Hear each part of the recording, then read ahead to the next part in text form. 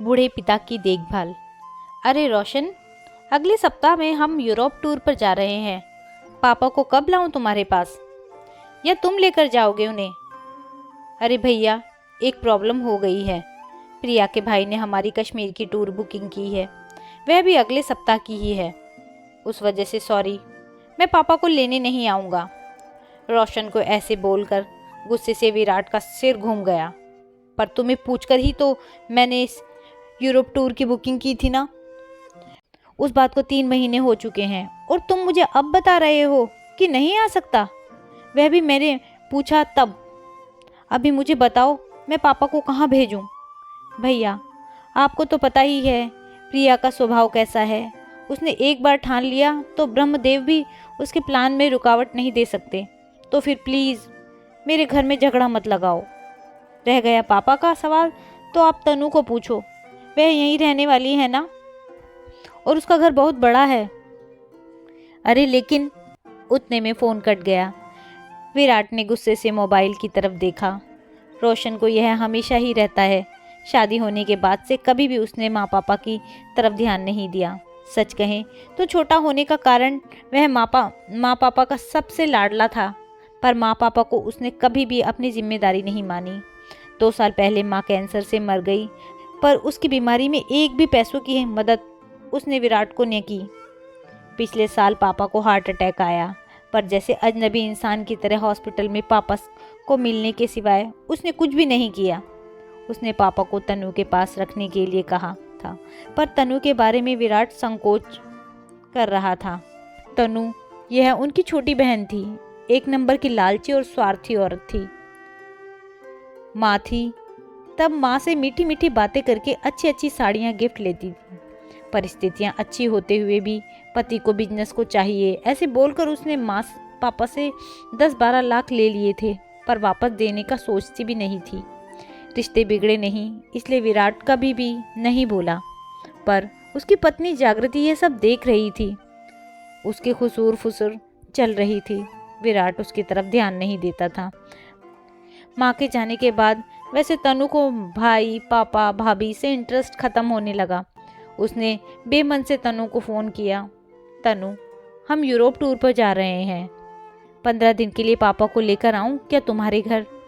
अरे भैया, मेरी ननद आ रही है डिलीवरी के लिए मेरे पास, मुझे बताओ मैं उसकी तरफ ध्यान दूँ कि पापा की तरफ? लेकिन तनु, तुम्हारा घर तो बहुत बड़ा है, पापा कहीं भी रह सकते हैं। नहीं बाबा, उनको फिर से अटैक आया तो मैं कहाँ ढूंढती रहूं डॉक्टर को? इससे अच्छा तुम एक काम करो, उनको 15 दिन के लिए वृद्धाश्रम भेज दो, कोई दिक्कत नहीं होगी फिर। तनु, हम 3 भाई बहन के होते हुए भी उनको वृद्धाश्रम में भेजना अच्छा नहीं लगेगा। देखो भैया, मैं नहीं रख सकती उन्हें। अगर आपको मेरा सुझाव पसंद नहीं आया तो फिर तुम ही देखो बाबा क्या करना है। इतना कहकर उसने भी फ़ोन कॉल कट कर दिया। घर आने के बाद विराट से, पापा को कहाँ भेजेंगे? जागृति ने पूछा। हमेशा की तरह वह भड़की, हमने क्या ठेका लेकर रखा है क्या पापा को संभालने का? इन दोनों की कोई जिम्मेदारी नहीं है क्या? उसका बोलना भी सच था।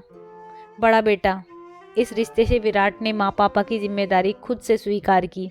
पहले माँ और उसके बाद पापा की बीमारी की वजह से वह दोनों एक बारी भी बाहर नहीं जा सकते थे। कोई एक तो घर पर चाहिए था। इस बार रोशन पापा को संभालने के लिए तैयार था, इसलिए उन दोनों ने यूरोप टूर की बुकिंग की थी। हनीमून के बाद पहली बार दोनों और बच्चे एक साथ ट्रिप पर जाने वाले थे। ट्रिप के सब पैसे दिए गए थे और अचानक रोशन ने मना कर दिया। यह सुनकर जागृति रोने लगी। विराट ने उसे समझाने की बहुत कोशिश की, पर वह न मानने के लिए तैयार ही नहीं थी। मुझे कुछ नहीं पता, कुछ भी करो, हम ट्रिप पर जाएंगे ही। पापा को पोता पोती से सब बातें मालूम पड़ी। वह विराट को बोले, अरे क्यों इतनी टेंशन ले रहे हो तुम? रहूँगा मैं अकेले, जाओ तुम सब। ऐसा क्यों बोल रहे हो पापा आप? आपको एक अटैक आ चुका है, आपका बीपी और शुगर हमेशा काम ज़्यादा होता रहता है, कैसे छोड़ें आपको अकेला यहाँ पर? विराट सच बोल रहा था, इसलिए पापा चुप बैठे थे। टूर पर जाने के लिए अभी 3 दिन बाकी थे, पर रास्ता निकल नहीं रहा था। विराट को टेंशन होने लगी थी। उसने सभी विकल्प सामने रखकर देखा। अंत में खुद की टूर कैंसिल करके जागृति और बच्चों को टूर पर भेज देना ही उसे सही विकल्प लगा। जागृति का गुस्सा और 2 लाख का नुकसान भी होने वाला था, पर उसके पास ऐसा करने के अलावा कोई दूसरा रास्ता नहीं बचा था। अंत में उसने अपना निर्णय पक्का किया और जागृति को फ़ोन करके सूचना दी। वह तो रोने लगी, पर उसे समझाने के बजाय फ़ोन काट दिया। बाद में ड्राइवर को फ़ोन करके तैयार होने के लिए कहा और वह ऑफिस के बाहर आकर गाड़ी में बैठ गया। गाड़ी ट्रैवल एजेंसी की तरफ ले जाने को कहा। बहुत टेंशन में दिख रहे हो साहब, उसके ड्राइवर जगन ने उससे पूछा। फिर विराट ने सब बातें उसे बताई। यह सुनने के बाद वह बोला, अरे साहब, फिर तुम क्यों ट्रिप कैंसिल करते हो? साहब, मैं मेरे घर लेकर जाता हूँ बड़े साहब को। नहीं नहीं, क्यों तुम्हारी फैमिली को परेशान करना? पापा की ज़्यादा देखभाल करनी पड़ती है, उनकी दवाइयों का, खाने पीने का वक्त देखना पड़ता है। अरे साहब, उसमें क्या है, हम भी अपने पिताजी का करते हैं ना, उनका भी बाईपास हुआ है, आपको भी पता है यह सब। मेरे पिताजी बड़े साहब को पहचानते हैं, दोनों की अच्छी दोस्ती हो जाएगी। देखो, वह कुछ नहीं, मैं बड़े साहब को लेकर जाऊंगा। एक ड्राइवर के घर पापा को भेजना विराट को कुछ अच्छा नहीं लगा, लेकिन ड्राइवर का हट देखकर उसने पापा को ही पूछकर फैसला लेने का सही समझा। ठीक है, चलो गाड़ी घुमाओ, हम पापा को भी पूछते हैं, वह रेडी हो जाएं तो मुझे कोई हरकत नहीं। जगन बहुत खुश हुआ। घर जाकर उसने बड़े साहब से पूछा। पापा भी तैयार हो गए। वह बोले, जगन के परिवार को कोई दिक्कत नहीं होगी तो मैं जाने के लिए तैयार हूँ। जगन ने तुरंत घर पर फ़ोन लगाया। बोलना ख़त्म होने पर वह खुशी से बोला, सब तैयार हैं, मेरे पिताजी को तो बहुत आनंद हुआ है। टूर के दिन जगन बड़े साहब को लेकर उसके घर ले गया। बाद में उसने विराट और परिवार को एयरपोर्ट पर छोड़ आया। घर जाते वक्त उसने विराट को विश्वास दिलाया, चिंता मत करो साहब, बड़े साहब एकदम आराम से रहेंगे। टूर के दौरान भी विराट उसके पापा को फ़ोन करके हालचाल पूछता था। उनका हमेशा एक ही उत्तर रहता था, चिंता मत करो, मैं यहाँ ठीक हूँ। 16 दिन जगन उनको लेने के लिए एयरपोर्ट पर गया। 16वें दिन जगन उनको लेने के लिए एयरपोर्ट पर गया। विराट ने पापा की पूछताछ की। मज़े में हैं बड़े साहब, बहुत धमाल की दोनों बूढ़ों ने। वह सुबह उठकर मॉर्निंग वॉक पर जाते हैं, फिर दिन भर पत्ते और शतरंज खेलते हैं, फिर शाम को मंदिर में जाकर भजन कीर्तन सुनते थे। उनकी तरह ज्येष्ठ नागरिकों के साथ चौपाटी पर बैठकर बातें करते थे। 3 दिन पहले बड़े साहब को थोड़ा बुखार आया था, शुगर भी थोड़ी बढ़ गई थी। फिर उनको अस्पताल लेकर गया, अभी वो एकदम ओके हैं। हमें छोड़ने के बाद लेकर आना पापा को, एक दिन रहने दो ना साहब, उनको बीमारी की वजह से उनकी मेहमान नवाजी भी रह गई है। अरे अभी क्यों करनी मेहमान नवाजी, इतनी दिनों तक तुमने ही तो उन्हें संभाला है, वह क्या कम है? ऐसा क्यों करते हो साहब, अपने घर आने वाले मेहमान को मेहमान नवाजी किए बिना कैसे भेजें?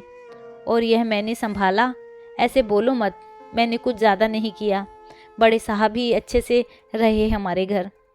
अच्छा बाबा, ऐसे बोलकर विराट ने उन्हें हाँ कहा। दूसरे दिन शाम को पापा घर आए। वह बहुत खुश दिख रहे थे। उनके हाथ में एक थैली थी, पैंट शर्ट का कपड़ा, टॉवल, टोपी थी। यह देखकर विराट बोला, अरे इसकी क्या ज़रूरत थी जगन? नहीं, कैसे साहब, बड़े साहब को ऐसे ही भेज देता मैं। उतने में जागृति ने विराट को अंदर बुलाया और कहा, सुनो जी, उसका एहसान मत रखो, 5-10 हज़ार उसे दे दो। विराट को वो सही लगा। उस जगन के घर जाकर उसने 10,000 रुपये उसके हाथ में दिए। जगन ने उसकी तरफ आश्चर्य से देखा और फिर वह 10,000 रुपये उसकी जेब में रख दिए और बोला, यह क्या है साहब? अरे पिता को संभालने का कोई पैसा लेता है क्या भला? और हाँ, आगे भी कभी कोई ऐसा प्रसंग आए तो बड़े साहब को बिंदास मेरे पास भेजना। विराट का मन भर आया। उसने जगन को गले लगा लिया। 3-4 दिनों के बाद रोशन और तनु का फ़ोन आया। टूर कैंसिल किया था या फिर पापा को वृद्धाश्रम में रखा था, ऐसा पूछ रहे थे दोनों। विराट के मुंह से इतना ही निकला कि उस दिन असल मायने में मुझे भाई मिला जिसने पापा का ख्याल रखा। तो दोस्तों यह थी एक कहानी, एक बूढ़े पिता की कहानी। आपको यह कहानी कैसी लगी मुझे कमेंट करके ज़रूर बताइएगा। यदि कहानी अच्छी लगी हो तो कहानी को लाइक कीजिएगा, शेयर कीजिएगा और मेरे चैनल को सब्सक्राइब कीजिएगा। कहानी सुनने के लिए बहुत बहुत धन्यवाद।